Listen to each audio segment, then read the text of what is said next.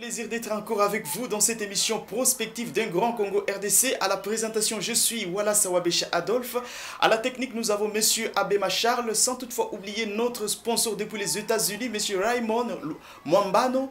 Et aujourd'hui, je suis avec un invité depuis Kinshasa qui est le porte-parole ou le chargé de communication du programme de désarmement et démobilisation, relèvement communautaire et la stabilisation DDRCS depuis Kinshasa. Et aujourd'hui, avec cet invité, nous allons comprendre plusieurs éléments concernant ces programmes, de quoi il s'agit. Et à cela, restez toujours branchés du début jusqu'à la fin de cette émission et nous revenons dans quelques minutes. Karibu kwenye AC Kampan TV. Chaguo la wengi. Avant d'entrer en contact avec le chargé de communication de ces programmes de désarmement, démobilisation et relèvement communautaire et stabilisation en RDC, nous allons vous parler un peu du profil de M. Tommy Tambo Ushindi qui a été promis à ce poste. M. Tommy Tambo Ushindi a été dans différents groupes armés, notamment RCD, AFDEL, et qui ont fait d'énormes dégâts en République démocratique du Congo, malgré un large désaccord par différentes parties en RDC. Alors, qu'est-ce que les gens pensent à propos de cette nomination? Et voilà, comme je vous ai dit qu'aujourd'hui, je suis avec le porte-parole, le chargé de communication de ces programmes depuis Kinshasa, Monsieur Fabien Bika. Est-ce que vous pouvez vous présenter? Bonjour, monsieur le journaliste. Je suis monsieur Bika Selemani Fabien, directeur général du Centre de recherche pour la paix et le développement, également chef de communication au programme de mobilisation, désarmement, relèvement communautaire et stabilisation. Merci. Monsieur Tommy Tambo a été actif dans plusieurs groupes armés, notamment le RCD, les M23, l'AFDEL. Alors, monsieur Fabien, est-ce qu'il répond concrètement à ce profil pour chapeauter ces programmes?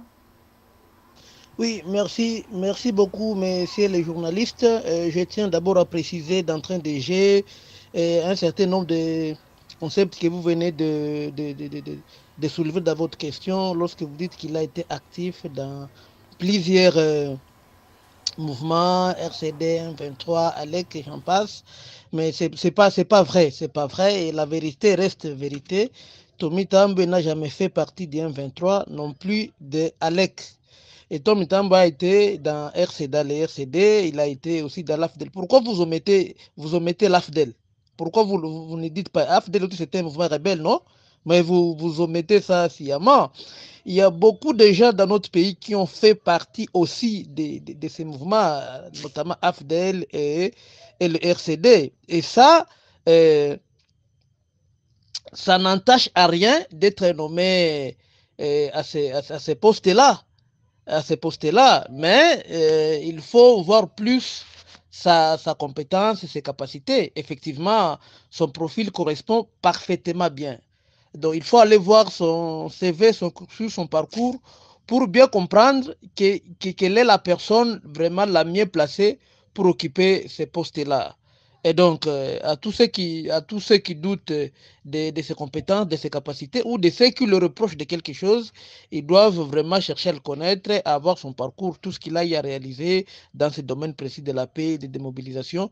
Et vous comprendrez qu'il mérite, et son profil vraiment est passé par plusieurs types de sélection avant qu'il soit nommé effectivement coordonnateur de ces grands programmes qui ramènent l'espoir d'une paix et d'un développement durable dans notre pays. Merci. Les mouvements citoyens, la lutte pour le changement, estiment que les victimes des atrocités à l'Est ne sont pas encore prêts jusque-là pour des postes, mais ils sont prêts pour la justice. Alors, qu'est-ce que vous réagissez par rapport à leur motivation ou par rapport à leur question, monsieur Fabien Bika? Tout à fait. Donc, les mouvements, la lutte a tout à fait raison. Vous savez, la justice, c'est le socle d'une bonne gouvernance et de l'état de droit qui est prôné par les chefs de l'État. Et donc, nous ne voyons pas en quoi est-ce que nous allons nous opposer à cette justice. Les victimes, c'est vrai, elles sont là et ils doivent être réparés. Et les auteurs des atrocités doivent être poursuivis par la justice, et ça c'est tout à fait logique. C'est tout à fait logique. Les auteurs des atrocités, des viols, des vols, doivent répondre de leurs actes. sincèrement, doivent répondre de leurs actes. Et en faisant cela, ça sera rendre justice à toutes ces victimes et également, ça sera renforcer l'état de droit qui est prôné par les chefs de l'État. Mais à ce qui concerne Tommy Tambwe, si je dois revenir sur ça, il n'est cité dans aucun rapport. Et il n'a jamais participé à aucun crime, massacre, vol, viol ou pillage. Il n'a jamais participé à quelque chose de ce genre. Il a ses mains propres, comme je peux le dire. Il a ses mains propres. C'est pourquoi d'ailleurs il aspire encore confiance davantage à ce poste qu'il occupe. Merci. De même côté, monsieur le prix Nobel Denis Mukwege a jugé cette nomination d'inappropriée. Est-ce que vous partagez les mêmes points de vue avec monsieur le prix Nobel Denis Mukwege? Oui, merci beaucoup, monsieur le journaliste. Le prix Nobel de la paix avait estimé que la nomination de Tommy Tambwe était inappropriée. Bon, qu'est-ce que je dirais? Il a ses raisons, hein? Il a ses raisons qui font à ce qu'il dise ça. Mais vraiment, en lisant avec objectivité sa déclaration, vous y trouvez l'acharnement, vous y trouvez un peu de haine dedans. Pourquoi je dis ça? Mukwege lui-même avait un candidat qu'il soutenait à ce poste-là. Malheureusement, son candidat n'a pas démontré qu'il était capable d'occuper ce poste-là parce que la sélection avait plusieurs étapes et son candidat avait été éliminé en cours de chemin, en mi-chemin. Donc, il n'a pas satisfait à tous les critères qui avaient été élaborés par les panels et par le président de la République lui-même. Et donc, lorsque Mukwege avait trouvé que son candidat n'avait pas satisfait à tous ces critères, c'est comme ça qu'il s'est déchaîné avec un sentiment de haine que vous pouvez lire tacitement dans sa déclaration. Il ne reproche rien à Tommy. Il ne dit pas que Tommy est incapable, il ne peut pas, qu'il ne peut pas occuper ce poste. Non, par contre, il dit qu'il a fait partie du RCD. Et combien de gens qui sont passés par tous ces mouvements-là avaient déjà par le passé récent occupé de hautes fonctions dans ces pays et qui avaient bien travaillé. Et pourquoi d'ailleurs le prix Nobel de la paix Mukwege lui-même n'a jamais haussé le ton pour condamner ou pour dire que non, la nomination de ces gens-là était inappropriée. Et seulement, c'est parce que c'est Tommy? Non, soyons sérieux, à un moment donné, il faut savoir faire une analyse qui tient debout. C'est seulement parce que son candidat n'avait pas requis l'anonymat pour ce poste. Et c'est comme ça qu'il s'est déchaîné et qu'il a dit des choses qu'il avait dites, mais pour ça, on ne peut pas le prendre pour sérieux. Merci. À sa prise de fonction ce mardi 17 août, M. Tommy Tambwe Ushindi a précisé que ce programme va intervenir dans le programme communautaire et non militaire. Alors, M. Fabien Bika, est-ce qu'il aura la confiance de la population et des groupes armés concernant sa tâche qui lui est assignée? Tout à fait. Donc, à la question de confiance, il faut voir dans les réseaux sociaux comment est-ce que les messages de félicitations sont en train de pleuvoir. Comme la pluie, je dirais. Et donc, il y a tout le monde qui félicite et qui souhaite bon vent au nouveau coordinateur de ce programme. Et tout le monde lui souhaite de bien travailler pour l'intérêt du peuple. Et la confiance, elle est là. Et plutôt la question de savoir, c'est plutôt comment est-ce qu'il va aborder d'entrée de jeu la réalisation de sa mission. C'est ça. Mais à la question de confiance, c'est vrai, je vais juste apaiser la population ici, je vais juste apaiser tous les membres de ces groupes armés et pour leur dire que non, c'est un programme du gouvernement et c'est lui qui est à la tête de ce programme. Il connaît ce qu'il va faire, il a l'orientation, il a les instructions du chef de l'État qu'il va faire appliquer concrètement sur le terrain. L'objectif étant de vraiment ramener la paix et donc c'est ce qui sera fait pour l'intérêt général de toute la population de notre pays en général. Et donc, la différence, il y en a entre le DDR qui était passé par le temps, DDR1, DDR2, DDR3, et avec le nouveau programme. Donc, la différence majeure est que, d'abord,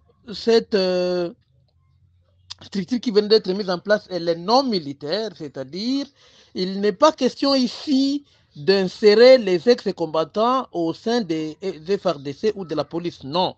C'est plutôt les ramener dans la vie civile. Une autre innovation, c'est que chacun ou chaque personne, chaque ex-combattant sera réinséré dans sa communauté respective. Donc, il sera plus question, par exemple, de prendre les gens, par exemple, de Fizi, les amener au centre, au Nord Kivu.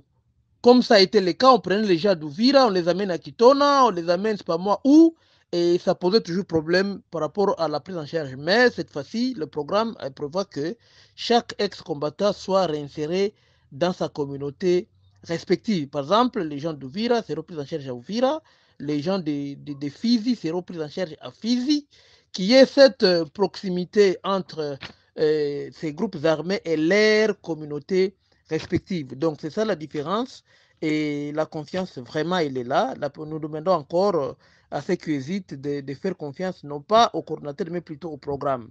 Parce que le programme c'est une vision et c'est la vision du chef de l'État. Nous appelons la population de s'en approprier pour donner la chance à la paix et au développement dans notre pays en général et particulièrement à l'Est de la République. Merci.